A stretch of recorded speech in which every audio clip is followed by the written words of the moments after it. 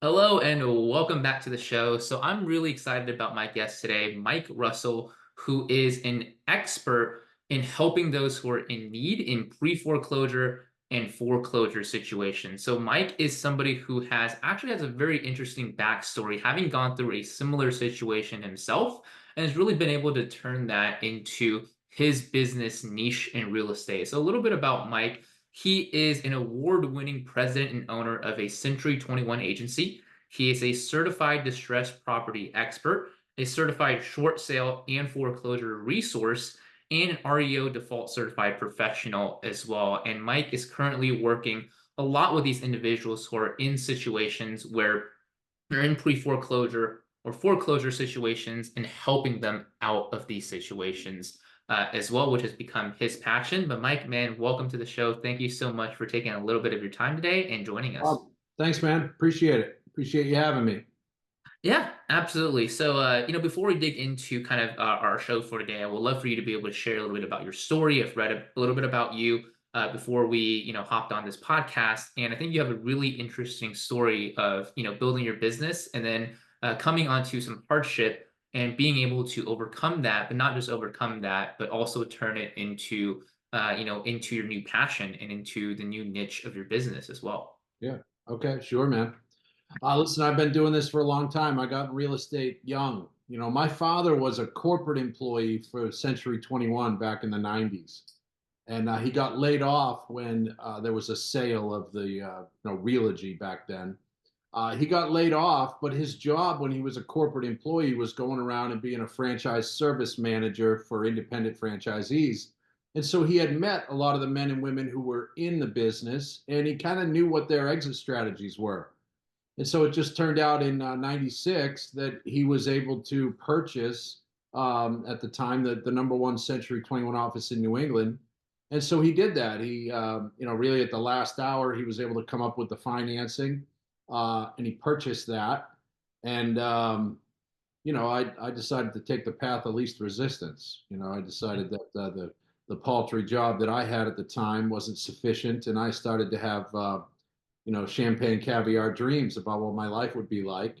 And so I jumped right in it. I kind of held every position there was to hold in a real estate company. I started off as an administrative assistant answering the phones and, became a licensee and became a marketing director and held various positions throughout my honestly quite turbulent and tumultuous career.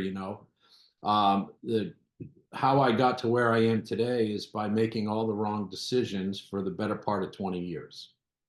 And I did that really through a selfish entitlement where I wanted to be wealthy from a very young age. And I saw this company as an opportunity to become wealthy. And so I lived in the moment for the better part of 20 years. I lived in the moment. Every dollar I consumed, I spent. I fell into the typical societal American male norms of what was important in life, and I pursued those things like they were the most important thing in the world, and I exhausted every possible dollar I could to do it. I didn't have any idea about macroeconomics or politics or regulations or anything that went on in the real world. I lived in my own little bubble, and I foolishly believed that the money was not just going to keep coming in, but it would come in at an even higher clip in perpetuity for the rest of my career and my life. And I lived every single day of my life like that. And unbeknownst to me, sooner or later, the music stops in all market cycles, most certainly real estate. And by the time I had gotten myself into 2008, I had created a lifestyle and some habits that required the better part of $10 million in annual revenue just to feed. And I leveraged a whole bunch of assets, real estate included. And I started taking money from my family's company. I started doing things that, as a son and as a brother, I would never see myself doing, but I got myself caught up in some pretty horrible things. And then 2008 hit, And the shame and the remorse and the regret were just so strong about the horrible decisions I made. And I saw no way out of it. You know, the monthly overhead to hang on to really anything that I had consumed was simply unbearable. Couldn't do it. And so my problem was that I was so tied up in the shame and the guilt and the remorse that I was not prepared to receive any strong guidance, even if I had gotten it. And so I kind of buried my head in the sand, and which eventually led to me losing properties to foreclosure, forcing my father into a corporate bankruptcy, and filing bankruptcy myself. And I didn't have the tools or the knowledge to know how to get myself out of these predicaments. And like I said, I wasn't even in a position to receive it if I did. And so that's the life experience, 20 years of bad decisions that created the catalyst for me to turn my life around. But unfortunately, I delayed the turnaround significantly by not taking wise steps as it related to retaining real estate and working with the bank. And instead, again, I took the path of least resistance. I filed bankruptcy, ended up losing some properties to foreclosure beforehand. And I ended up putting myself in a position where I was forced out of my housing situation. I was forced to humble up. That bankruptcy and those foreclosures are public records on my credit report. And at the time, I didn't give any credence to that. And it put me in a 7-year hole where I was literally not bankable in the eyes of any traditional lender for the better part of 7 years. And that alone elongated my suffering and my struggling because it just put me further down the rabbit hole of pity and remorse and feeling bad for myself and blaming other people and doing all the things that people often find themselves doing when they're in these moments of desperation. And so because I lived all that, and I can look back with clear hindsight and see that I made all the wrong decisions, both leading up to and causing the problem, but then in an attempt to remedy the problem. And so I know what I should have done now. I know how to fight back against a bank when you're facing your property being foreclosed on. And part of turning my life around is giving freely to the next man or woman the advice that I was not prepared to receive and didn't get myself. And that is helping them avoid making the wrong decisions once they get in trouble.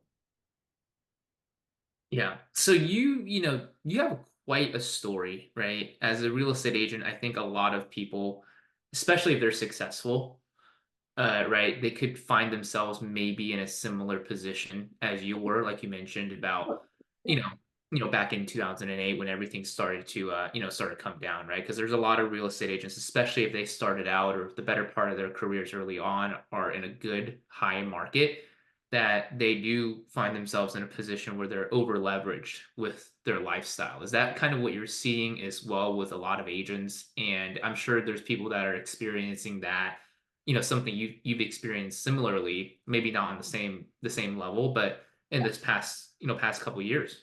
Of course, sure. Social media really, it exacerbated the societal norms that were already alive and well in America, right? And there's a healthy percentage of the realtor population that believes strongly that um, they need to broadcast their successes and success to the masses, likely in an effort to propose a lifestyle that may or may not actually be real or sustainable. So yeah, sure, of course you see that. You see that all the time, and it's I don't think it's going to change anytime soon, unfortunately. I think that it takes life experience, lessons, mistakes, and sometimes pain in order to change. Yeah, people say that it's much more beneficial to learn from other people's mistakes than your own mistakes, and Cheaper. yeah, and a lot cheaper Yeah, at that. cheaper, man. It's cheaper. Yeah. Yeah. Absolutely. So yeah, so I mean, like, what advice would you give to people now that you've gone through all of this? What are some things that you've learned throughout going through, being successful, then being at the bottom, and then now kind of working, having worked your way back up? What advice would you give to an agent who may be, on their way up, right? And maybe they don't see that there could be a potential trough in their future. Sure. Listen, the first advice I'd give to anyone is if you can't pay cash, you can't afford it. That's the first piece of advice I'd give to anybody, honestly. Realtors, of course, sure. Forget about the payment, right? It's a lost art, in my opinion, in this business, for people to, in a consistent manner, improve their skill sets. I just don't see enough of it.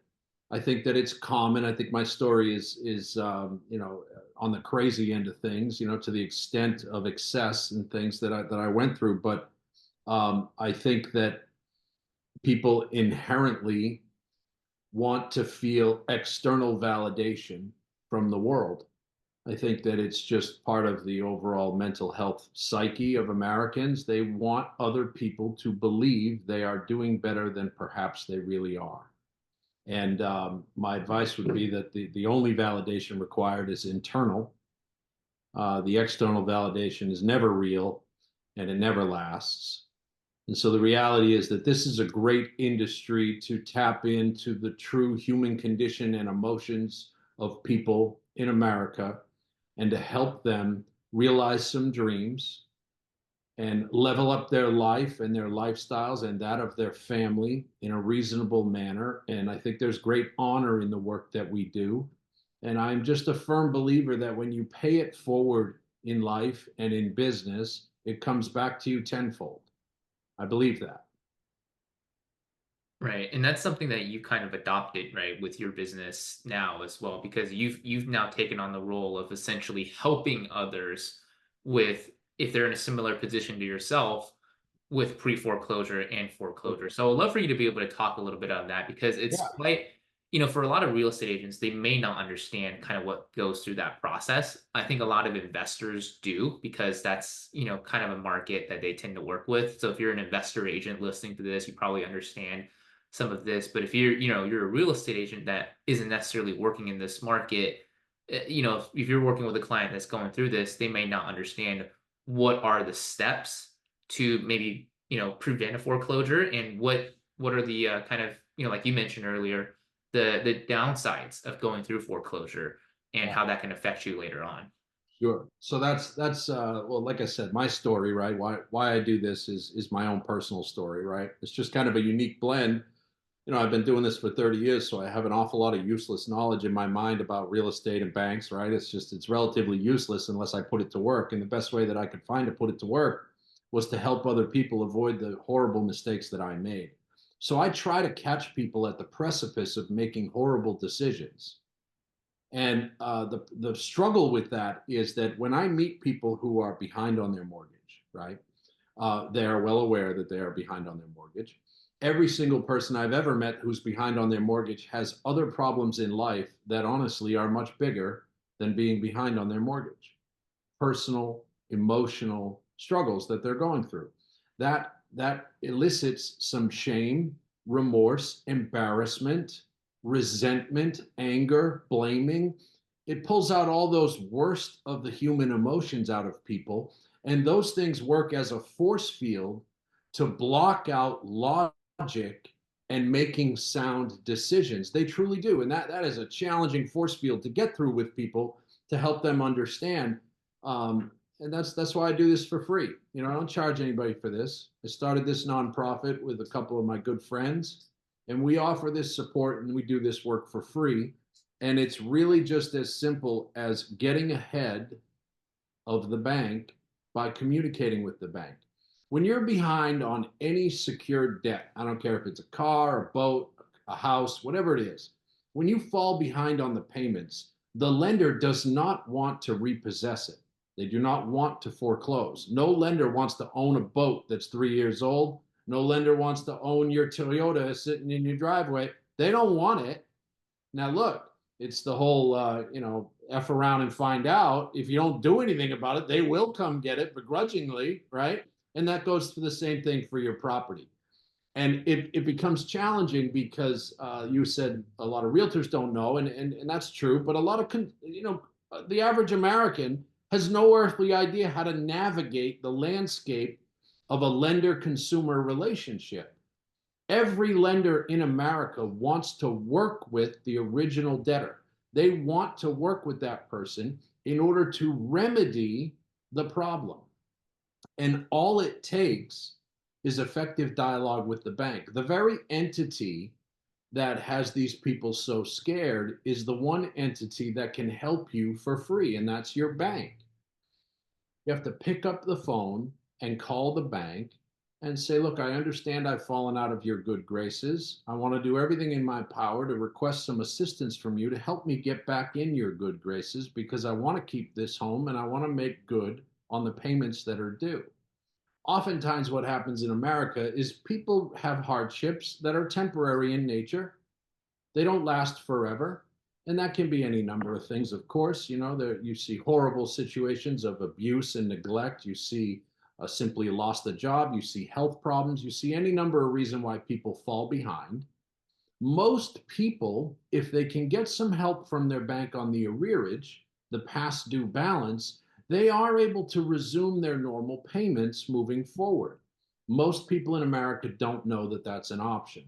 Most people in America are not very good at filling out an assistance request application from their bank or providing consistent supporting documentation to prove to the bank that you are in fact capable of resuming your normal payments if you get some help with the arrearage.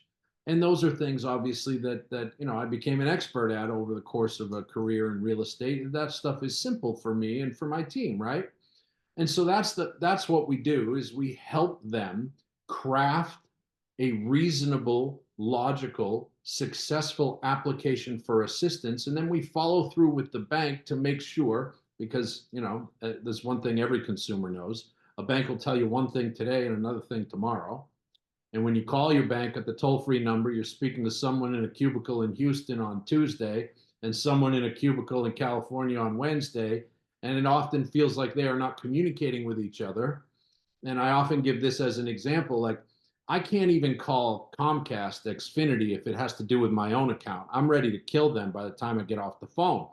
It's entirely emotional because that's my DVR that's not working. The emotional barrier that my team and I create between the consumer and the bank is that's not my mortgage. I'm not emotional about the situation. I'm logical. I'm strategic. That buffer that we are able to provide, and it's no different than anything else. When you want something from someone, be charming, be polite, be kind, and be understanding. Very hard to do that when you're the one who's $16,786 behind on your mortgage with a foreclosure notice on your front door. It's tremendously challenging to conjure up those nice, kind niceties. It's not hard for us. It's simple. And I'll tell you that the most valuable thing in America right now, I wish I had known this back then, but one of the most valuable things in America that people lose sight of when they're in the midst of this chaos is a low interest, long term fixed mortgage rate.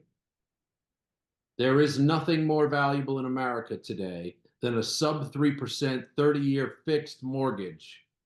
There simply isn't. And when you're in the midst of the chaos and your life feels like it's falling down around you and your family is either angry at you or you're angry at your family and everything is going to shit, pardon my French, the reality is that short interest, long term fixed rate mortgage will make your life better no matter what else happens if you can retain it. Because the cost of housing, if you screw around and find out and you get foreclosed on, is going to quadruple.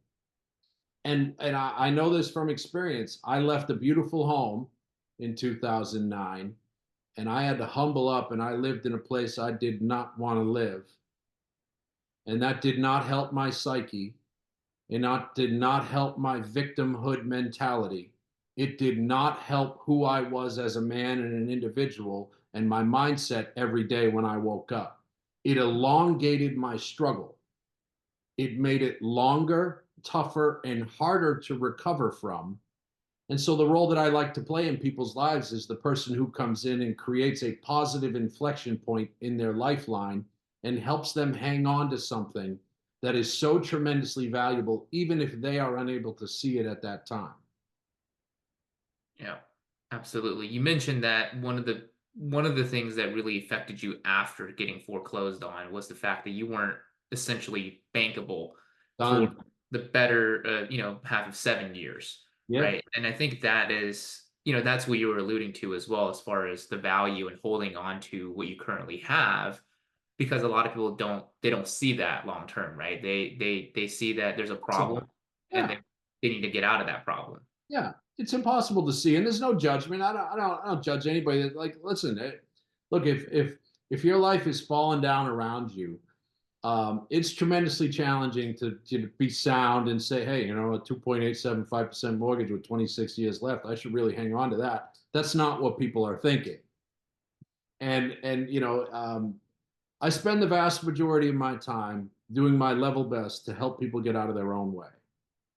That's what I spend my time doing. And listen, I've been in real estate. I've been dealing with thousands of realtors my entire life. Honestly, I've been doing that for 30 years. And it's we're all human beings. We all suffer from the same frailties, from the same defects, and every single one of us, me included, needs to get out of their own way at least 5 times a day, right? And that's just the nature of the beast, man. And when you're facing financial crisis, um, what it's hard to believe that the sheriff showing up at your house and delivering you a soldier and sailor's notice and telling you that you are at threat of foreclosure in that moment when your mother-in-law happens to be over and she witnesses the handover from the sheriff and she says, what is that?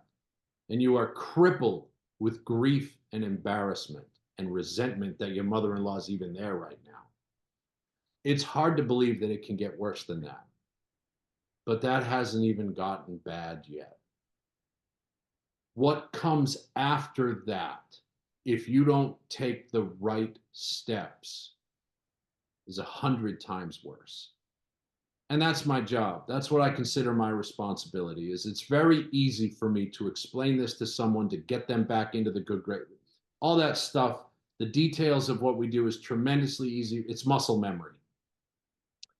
Breaking through that force field of shame, guilt, remorse, resentment, blaming, angry, it's someone else's fault, it's not my fault. Breaking through that is the hardest job I have. Yeah. And I can imagine, right? Yeah. Having a conversation with somebody who is in that situation, just getting in the door Yeah. could be very difficult Yeah. because the last thing they want to do is speak to somebody else who because they don't know what you could be asking, right? And that's the struggle. And the struggle is the 200 other people that are calling them as well. And see, the reality is, and that's really, it really makes what I do tremendously different. I'm not looking for any money. I'm not trying to capitalize on what I perceive to be your misfortune. I'm not doing that. Look, everyone has business models, and I'm not here to judge anybody, but we all know that there are a million different types of people who see that public notice and they see money. They see what they believe from their own muscle memory and their experiences to be easy money, right? And it's true.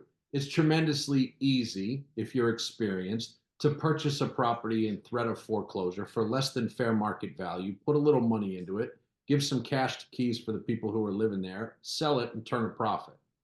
I get it. And the problem is that there are so many of these guys and gals out there now. Everyone's an investor. Everyone's got access to a couple $100,000. There's more hard money lenders out there than there are daffodils in the summer. And so the reality is that I like to pride myself on being different. I don't have any interest in buying your property. I could. I'm a real estate investor. I own assets. I own real estate. I'm a believer that real estate is absolutely the best way to build long-term sustained wealth in America, unless you've got the skills to create an app. And that's just the best way to do it, right? I'm a believer in that, but I also believe wholeheartedly that when someone is facing foreclosure, the right move is not to swoop in and buy their house for a ham sandwich. If in fact people need to move, then put it on the market and get the most possible amount of money in the consumer's pocket. I'm just a believer in that. I believe that's my responsibility. And so sometimes that happens. Sometimes people, we exhaust every possible option with people in order for them to retain their property through some sort of assistance from the bank that will cost them nothing really in the long term. If every option is exhausted, for instance, if they're not working and they have no intent of working and they cannot possibly conjure up an application that makes sense that would make the bank believe that they can make it, in those cases, which are rarer, if they can still sell their asset. And that's the beautiful thing about 43% ridiculous, unreasonable appreciation over the course of the last 5 years is you can literally not pay your mortgage for 2 or 3 years in America right now, sell your house and get it back. This never happened in the history of real estate. If you don't pay your mortgage for 3 years and you try to sell, it's either a short sale or a no sale. Today, and we just did that last week with a woman out in Western Mass. We sold her property. She walked away. She hadn't paid her mortgage in 3 years. She walked away with $196,000, more money than she's ever seen in her life. It's almost like there are no consequences because of the circumstances in the field. It's crazy. And so, but I'm a firm believer that if you don't do anything with your bank and if you just wait, as so many people are guilty of, and I was guilty of, and you bury your head in the sand and you have a false sense of security. They're not going to foreclose. They threatened this last year, and you just get yourself in this mindset of nope, nope, nope, not going to do it. Then you will be pushed and forced into a rash decision in order to avoid foreclosure, and you may end up having to sell to one of these cash buyers for far less than it's worth. You can press it and end up in that place, but I'm a firm believer, and I know for a fact that you can take steps along the way to build a bridge of time between disaster, losing the house to foreclosure, and identifying every possible option along the way. And if none of them work, then you know what? Put it on the property, get the most amount of money for the asset, move on. Because I'll tell you, having to leave your home that you've been in for 20 years, 10 years, or 5 years, and you raised a family in it, having to leave sucks. But having to leave with no money in the bank is deplorable. It is. And that's the denial that I think we all go through. I certainly went through it. You go through some delusions and denial, and I'm not leaving my home. I'm not leaving. I'm not leaving. They're going to have to take me out, and you get that. But it's the wrong mindset. In the eyes of the bank, that is collateral. That is not a home. In the eyes of the law, that is collateral. That is not a home. And if you keep burying your head in the sand, they'll come prove it. One of the most difficult things I think for anybody to do is to be able to look at the situation from a third party perspective, right? Like you mentioned, in the eyes of the bank, in the eyes of the law, that's not, because you're attached to the home, that's your home. But in their eyes, it's an asset. It's the collateral for the loan that you borrowed money on. So when you're, and that can cause problems, right? That is what I think is causing people who are in the middle of a problem to not make the right decisions and then have that problem compound into bigger problems later on, like you mentioned and alluded to many times on this podcast. So when you're having these conversations, what are you doing to help get through, like you mentioned, that force field of shame and guilt and blame? And how are you able to get through to make sure that they understand and can see that this is a problem now, but the worst thing for this to happen is for it to compound into more problems that can lead to more problems down the line? Sure. What works best for me is just honesty, right? And I only gave you the cliff notes of my story, but I'll tell them the whole thing. And my story ended up a miracle, but was devastating to me and my immediate family for more than a decade. It took me 10 years to clear up the wreckage of my past. It took me 10 years. All of my bad decisions, I suffered for them. My immediate family suffered for them. I got divorced. I got every piece of property owned by my family attached with 20-year executions. that put them in a zero equity position. My story is relatively epic in nature. You know, I was spending $2 million a year for 15 years with nothing to show for it. I made a lot of really, really poor decisions, and I created a lot of collateral damage with the people I love most. And I'll share that story with anyone at any time. And I have yet to meet someone. Um, Listen, if I can turn my life around, absolutely anybody can. I'm a firm believer in that. And I have seen every situation I can possibly conjure up. I see a lot of substance abuse. I see mental health. I see child abuse. I see stories. Um, and I don't know. I guess I'm pretty adept at identifying um, when people are capable of being the hero of their own story. And I do my best to help them believe that because I believe it. And so I would say I break through with people in that little force field that they put up. I break through it by being completely honest about my own story and my own struggles and casting no judgment and making it clear, which of course no one believes. Like, what's for free anymore, right? Who pays it forward anymore? And look, if not for where I've been, I wouldn't be doing this. Believe me, I'd still be chasing the dollar if I was the same guy I was 15 years ago. Um, but I'm a firm believer in paying it forward. You know, that's the fair trade. That's the fair bargain that I made with the people who helped me figure out my life. Is that all I have to do in return is give what I've learned freely to the next man or woman. And so that's what I do. I don't always succeed. Believe me, I don't always succeed. I have half a dozen people right now that we were able to successfully get into a rehabilitation center. A couple of them moved on to sober houses, set up the appropriate powers of attorney. Some of these people are going to be selling assets um, that we help them put in a trust so they don't have immediate access to the funds because, you know, someone who's trying to recover from addiction, just about the last thing they need is $300,000 at a closing table. And so we put all the appropriate protective measures into place that we can to sometimes protect people from themselves, you know. And so those things are this stuff means the world to me. This kind of work means the world to me. I like to see people not just land on their feet, but truly turn their lives around and become better versions of themselves, which we are all capable of doing. I'm certainly capable of being a better version of myself than I am today, you know, and I think we all are. And I don't know, there's something just always stuck to me, man, with human beings and struggle. You know, I think that the one thing in life you can't fake is shared struggle. You can't fake it. You know, I can fake anything else, but I can't fake my story and my struggle. And that resonates with people. You know, and struggle is something we all go through in various ways at various levels. And I don't know, I just kind of think that it's my path. It's kind of my destiny now, man. Like you know, money comes, man. Money's easy. You know, in hindsight, you know, do I wish that I had that $2 million a year that I blew away every year? Yeah, sure. You know, it wouldn't be bad. You know, I could probably use that. But money's easy, man. It's easy to make money, and money isn't real. You know, it really isn't. You know, when you're flush, it's never as good as it seems, and when you're bust, it's never as bad as it seems. It's just a necessary thing. You know, money makes life more convenient.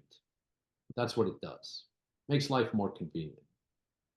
Yeah, that's such a good perspective, especially, for, so many people who are in the real estate industry as a whole, kind of going back to the beginning, Yeah. because a lot of real estate agents probably don't see past that. They don't Sure. have, that understanding yet. Maybe they have to go through, hopefully not, but maybe they have to go through a similar situation, right, where they've lost everything to really find that perspective as well, because all they can see is kind of, that next deal or that next award that they Yeah. can. That's it. You know, that external validation. Money's the carrot. You know, money's the carrot in real estate, in all sales industries, right? Money's the carrot. You know, that's why do you think it's big business now where you can actually rent the fuselage of a private jet sitting on the tarmac to take pictures of yourself in? That's a big business because external validation is one of the most important things to people in America, and people seek it. And so it's the carrot, it's the trap, it's what it's what big teams and it's what people do is the promise of great wealth and success and excess and all these things. They're all the typical societal norms that it's pretty simple in America, right? It's been simple for 50 years. Women are expected to be beautiful, men are expected to be wealthy, period, stop. And if you're anything less, you should feel shitty about yourself. And that's just the nature of the beast, right? And it all comes from within, man. That's where the real love, the real worth needs to come from in people. And I'm, I'm just a believer in that. I'm living proof of that because I was the worst example of all those things. I was never very cheap, so I would actually rent the private jet, not the fuselage. You know what I mean? Yeah. Yeah. And you know it's weird because I think a lot of people they'll hear this and then maybe they'll it won't resonate with them. Does that make sense? Do you come across a lot of people who are like that? And Yeah. if you So do, not publicly, it won't. Not not public. public. Yeah, sure, right. Like it's not something that you talk about at dinner parties. About humility and accountability and understanding that this world has far too many fingers and not enough thumbs. Those aren't the things that are typically dinner topics. They're not spoken about. And the unfortunate reality, I think, of the world is that um, everyone talks to themselves, but most people speak badly to themselves and don't stop. And so I just I think I have a pretty healthy understanding of the human condition. And if not for my own recovery in life, I wouldn't have that, and I would not be able to try to impart that upon others. But yeah, sure, you get a lot of blank faces. Listen, I talk to people all the time who don't think I have any idea what I'm talking about. And I leave those conversations, and I know inside that I'm right, but I also accept that they are exactly who they are supposed to be right now. And that's just life. I know people that go their whole life without changing in a positive way. I do, and I accept that. But listen, if you're at threat of foreclosure, it's important for me to at least help you land with a 2.875% 26-year maturity date on a fixed low interest mortgage. Like that. That alone helps people. That alone helps you have a more solid ground. Does it mean that you're going to figure out the rest of the chaos going on in your life? No, it does not. But man, I'll tell you, I witnessed a lot of lockouts in my life. I worked for Freddie Mac and Fannie Mae for years, and we probably sold 2,000 bank-owned properties. And I witnessed a lot of lockouts where a box truck shows up, two movers and a sheriff. They knock on the door and they say to the homeowner, "You're leaving the house today.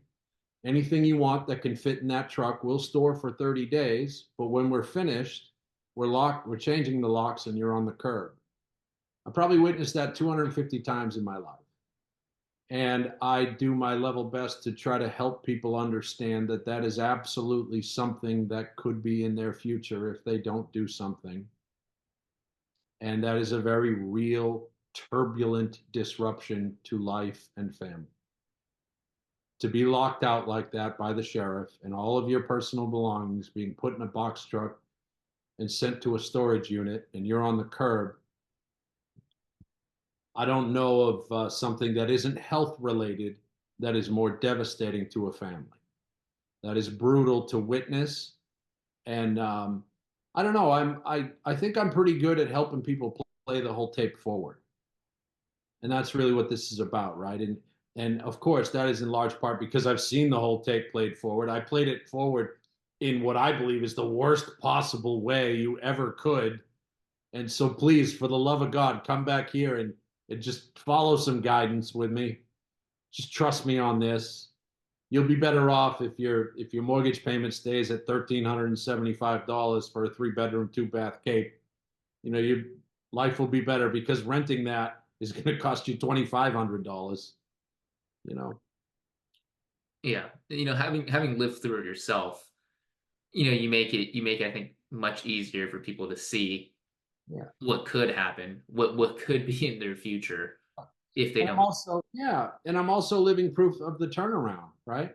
I live an amazing life today, an absolutely amazing life. I don't want for anything. I work my ass off every day. I have a great family. Um, I have repaired the relationships in my family that I did my best to ruin. I never thought I'd say I bought my mother a house 3 years ago. You know, after creating great problems in her life and in her housing, I bought her a house 3 years ago, and that I never thought I'd be able to say that.